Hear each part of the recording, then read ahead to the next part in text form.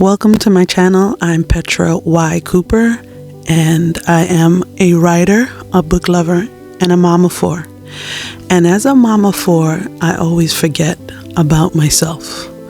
I have forgotten in 16 years how to self-love and self-care. I am always so focused on my kids, what they need, how happy they are, that I always put myself last. Really to the point that I haven't even worn nail polish in about 2 years. But yeah, I'm trying to focus on myself while still being over-the-top mom and still trying to be a writer and a content creator and do the things I love. Trying to knit. I want to learn to crochet. Trying to watch all the anime, all the Chinese dramas possible. Trying to fit 4 days in 1 day. That's what I want to do. I want to do as much as possible to make up for the time where I couldn't do anything. There was a time where I could only get myself up to take my kids to school, to feed my kids, and that was it. I wouldn't even comb my hair. And then when the kids really let me know that they wanted to homeschool, I focused more on them, but being out less and homeschooling them actually made it easier also for me to take care of myself more.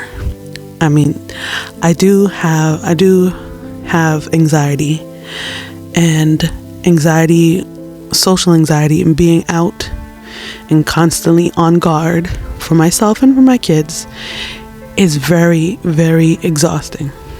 So now that I'm homeschooling and I'm working from home and I don't have to worry so hard about the outside world, well, I still worry about it, but it's not right in front of me.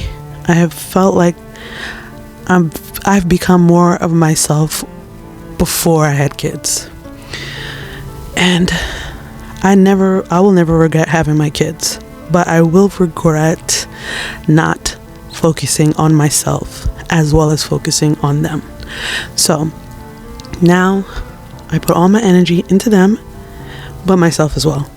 And I just really want to get as many of my books out there as possible. And I have so many ideas. I have so many notebooks filled with half stories, story ideas, plots with nothing, even just lists of names I would like to use in stories, but I haven't gotten to actually sit down and do anything. And that is what I'm going to do for the next few years. Mom, write, read, anime. That is it.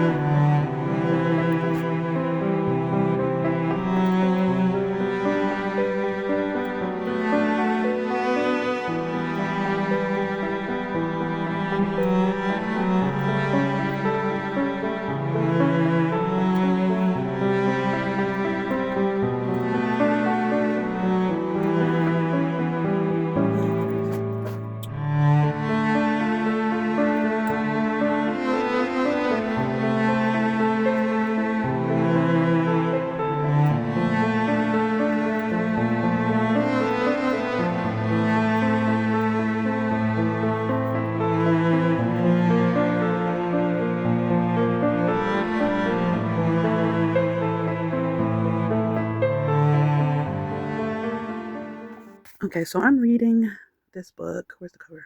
There. I'm reading this book now. It's good and it's not good. Obviously, it's gonna have good points because I'm still reading it. But the first story is really good in building up the feelings the two slowly gain for each other. But the dialogue is really bad. Like it just was so stilted. But the scenes between the two of them, and then the emotions you felt grow, and then the one of them was dealing with PTSD, and it was like it made you sympathize and want and root for them. The second story, the second story is about freshmen college students who start off as one is a savior and one's a victim of um, LGBTQ violence because he comes out as gay and he didn't mean to come out as gay. And he told his best friend who was out and gay and a straight guy. And the straight guy obviously told him he got beat up. And then the guy comes and saves him. And he falls for him then. And then they become roommates magically. Serendipity, fate. And then they fall for each other. That one, the dialogue was better. The build-up was better. But the adult spicy scene wasn't as good. The adult spicy scenes in the first gay story was really good. The dialogue was bad. The second story, the dialogue was much better. The build-up to their emotions was mid. And the spicy scenes was blah. The third story now, I'm on this third story, and this one, the dialogue is better. The emotional growth and build up is better. The spicy scenes are bland. So what I'm getting so far is if the spicy scenes are good in this book, don't expect much for the rest of the story.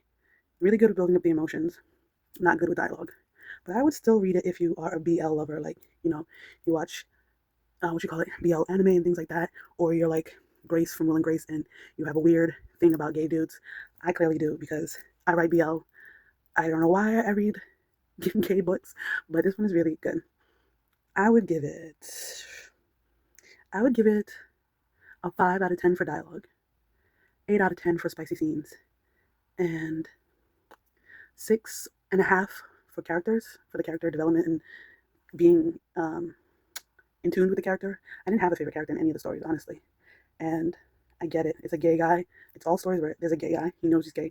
And then a straight guy who's not straight. He's iffy. He doesn't know. But yeah, it's just basically the same formula with different settings. Because one, he got into an accident. The other one was a college student that got beat up. And the third one, it was brother's best friend that he ran away from. But they all have the same basic theme. Gay guy, secretly in love, the straight guy. And then the straight guy falls. Really good if you're into BL.